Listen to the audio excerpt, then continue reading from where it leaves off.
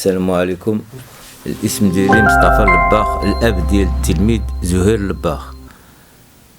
شنو المشكل اللي عندك؟ المشكل سيدي اللي عندي هو انني قاموا بالاعتداء على الطفل ديالي في الاعداديه. فين جات؟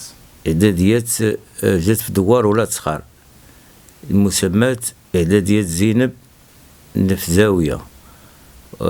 والواقعه هو ان الاستاذ كان تيقري الدراري ولاحوا على الدري على الاستاذ الكواغط، والدري ولدي كان كيكتب دار مع الدور ولا غيدور الاستاذ كيجبر الدري ولدي كيكتب. قال له انت اللي سيبت عليا الكاغيط؟ قال له لا ماشي انا، انت السيد انت ماشي انا. شبروا ضربوا، من ضربوا ولا طيحوا في الارض، بقاو كيضربوا حتى الساعه هود عند المدير. طلع المدير ضرب لي ولدي اللي هنا الزدر ديالو، طيحوه الارض، بداو عليه كيضربوه بجوج بهم. الاستاذ والمدير الاستاذ والمدير كيضربوا الابن ديالي. على اثر هاد الضرب هذا وقع له واحد صعوبه في التنفس، الامر اللي جعلني نديه للمستشفى المستعجلات لاله مريم بالعريش.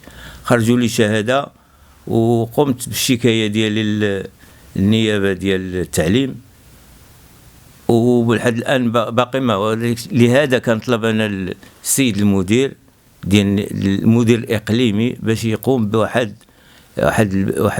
البحث في النازله ديالي. وملي مشينا للصيفط عطيت الدري اليوم شهاده، البارح عطيته شهاده مدرسيه باش يمشي.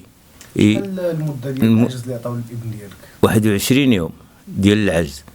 ملي عطيته الشهاده، ملي ارتاح شويه وعطيته شهاده باش يمشي يقرا، كان كيتفاجئوا بان المدير ما كانش في المؤسسه، والمدير ما كانش في المؤسسه، واللي يمكن الفتمه الحارسه العامه طلبت منه يجيب ولي الامر. في الصباح مشات الزوجه ديالي المؤسسه، ما كتجبرش ثاني المدير.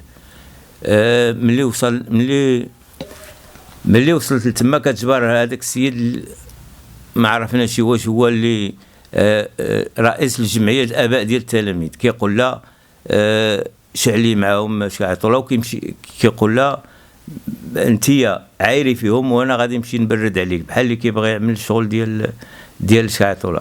حنايا ديك الساعه المراه جات بحالها، بقى الدري تما كيقرا. ملي وصلت ل 12 قبل الظهر مشيت انا بيدي تما المدرسه، كنتفاجئ عاوتاني المدير ما كايناش. يعني البارح واليوم ما كاينش المدير متواجد في المدرسه. وهذا السيد هذا اللي كيقول لك جمعيه الاباء التلاميذ، حنايا ما شفناش كاع مره واحده، ما غوتوا علينا، ما قالوا لنا حنا غنديروا الجمع ديال الجمعيه ديال الاباء التلاميذ، ما قالوا حتى حاجه. حنا ما عارفينش بانه هو رئيس ديال الجمعيه ديال التلاميذ، جمعيه الاباء ديال التلاميذ. واش شي واحد كيضغط عليك تنازل على الشكوى اللي قدم زياده حق المدير والاستاذ؟ وراه كيبغي دابا هاد اللي كيقول لك هو الرئيس ديال جمعيه الاباء التلاميذ كيبغي يضغط عليا باش انا نتنازل. قال الحارسه العامه صافي حنا فضينا. ملي مشينا الحارسه العامه كتقول لنا ماشي نتوما فضيتوا عملتوا التنازل. وسيدي حنا راه ما كاين لا تنازل لا والو، حنا دابا باقي الدري باقي ما عطاوش حتى شي حاجه من الحق ديالو، لا رد الاعتبار لا هادي المدير باقي انا بيدي ما شفتوش كاع بعيني.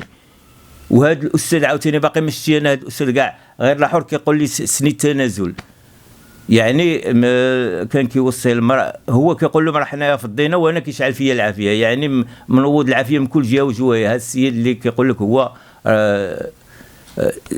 لك هو رئيس ديال جمعيه الاباء التلاميذ. شنو كطالب حاليا؟ كنطالب حاليا الاولى بان جمعيه الاباء التلاميذ يكون فيها الشفافيه، نعرفوا شكون هو السيد هذا اللي دخل عندنا للشكاطوله. وعاد كنطالب برد الاعتبار الابن ديالي على هذا الاعتداء اللي خداو.